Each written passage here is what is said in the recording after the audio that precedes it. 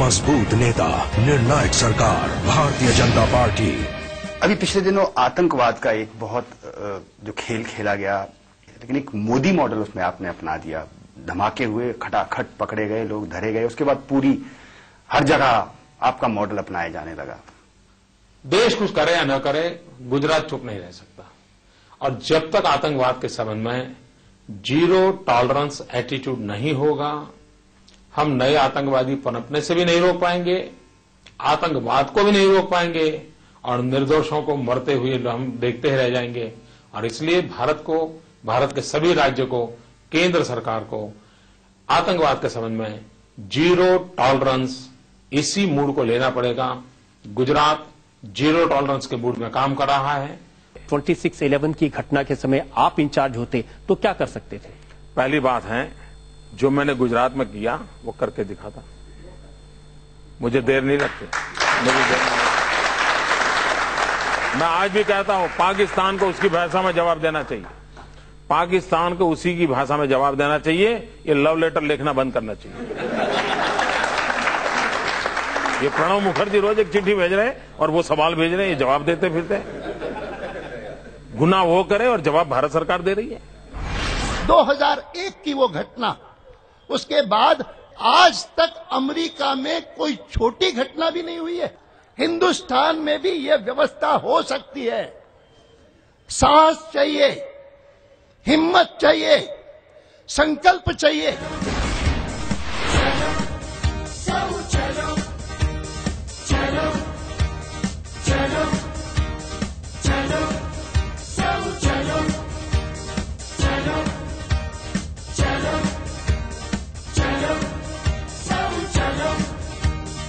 Twenty 26/11 के बाद ये लगा कि आपका इशू होगा टेररिज्म, और उसके बाद दिल्ली के इलेक्शंस हुए, दूसरे इश्यूज हुए, और तब लोगों ने मैंडेट दे दिया कि इस पे वो बीजेपी का भरोसा नहीं करते। आज देश में और दुनिया में आतंकवाद एक अहम इश्यू है और इन दिनों हिंदुस्तान में वो और महत्वपूर्ण हो गया है। और ये राजनीति का मुद्दा नहीं है, ये राष्ट्र नीति का मुद्दा है। लेकिन इंटरनेशनल प्रेशर है, उसका भी तो ख्याल रखना पड़ेगा सरकार को। इंटरनेशनल प्रेशर पैदा करने की ताकत आज हिंदुस्तान में 100 करोड़ का देश है। पूरी दुनिया पे प्रेशर हम पैदा कर सकते हैं जी। कोई हम पर कैसे प्रेशर पैदा करे? ये उल्टी गंगा क्यों चली, मैं हैरान हूं जी।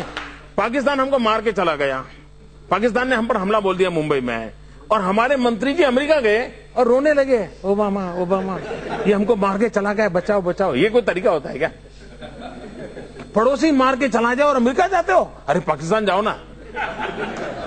નરેન્દ્રભાઈ મને સહજ ગમે છે, એની એફિશિયન્સી, એની સુરવીરતા, એની રાષ્ટ્રભક્તિ, એને રૂમાલે રૂમાલ એક જ ઝેર 5 કરોડ।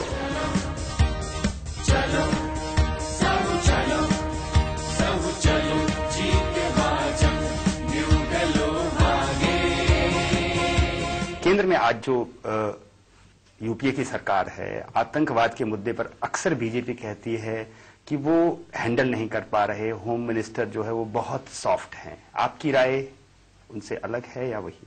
होम मिनिस्टर की चर्चा करना बेकार है, पूरी यूपीए सरकार जिम्मेवार है।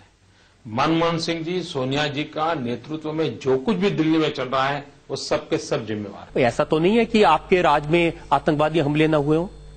गुजरात में आतंकवादी आए, उनको समझ आ गया कि गुजरात जाने का क्या खमियाजा भुगतना पड़ा।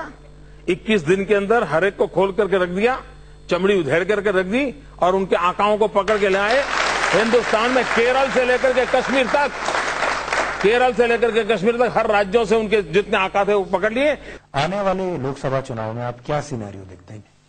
आप देखिए कि दिल्ली की सरकार आतंकवादियों को पकड़े और उसी आतंकवादियों को बचाने के लिए उसी सरकार के पैसों से चलने वाली यूनिवर्सिटी लीगल एड की बयानबाजी करे और उसी सरकार का मंत्री उसका समर्थन करते हैं। अब इससे बड़ा कॉन्ट्राडिक्शन कोई हो नहीं सकता। बेंगलोर के अंदर कोई सस्पेक्टेड आतंकवादी यूके में पकड़ा जाए और उसकी मां टीवी पर रोने लगे और देश के प्रधानमंत्री बयान दें कि मुझे रात भर नींद नहीं आई। अगर आतंकवादी की मां रो रही है और देश के प्रधानमंत्री की नींद उड़ जाती है, देश में इतने निर्दोष लोग मारे जा रहे हैं और दिल्ली की सरकार की नींद नहीं उड़ती है, तो ऐसी सरकार का भविष्य हो ही नहीं सकता। मजबूत नेता, निर्णायक सरकार, भारतीय जनता पार्टी।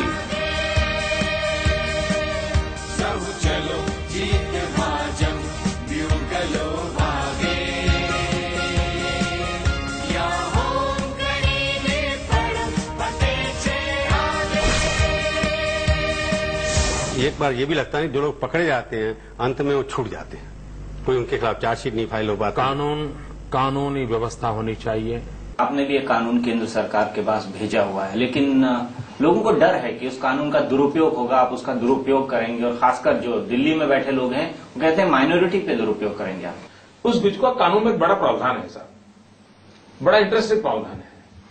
सरकार को 72 आवर्स में जिस व्यक्ति को पकड़ा है उस पर गुजको क्यों लगाया है, ये कोर्ट में सरकार को जाकर के कोर्ट को कन्विंस करना पड़ता है, और फिर कोर्ट कहेगी हाँ ठीक है, गुजको ठीक है नहीं है। यानी सरकार के पास यूज और मिसयूज की ताकत 72 आवर्स ही है। 72 आवर्स के अंदर कोर्ट से थप्पा लगवाना पड़ता है। इससे बड़ा परफेक्ट सेफगार्ड क्या हो सकता है? लेकिन चूंकि वोट बैंक करना है इसलिए इसको हवा में ला देना और देश को तबाह कर देना।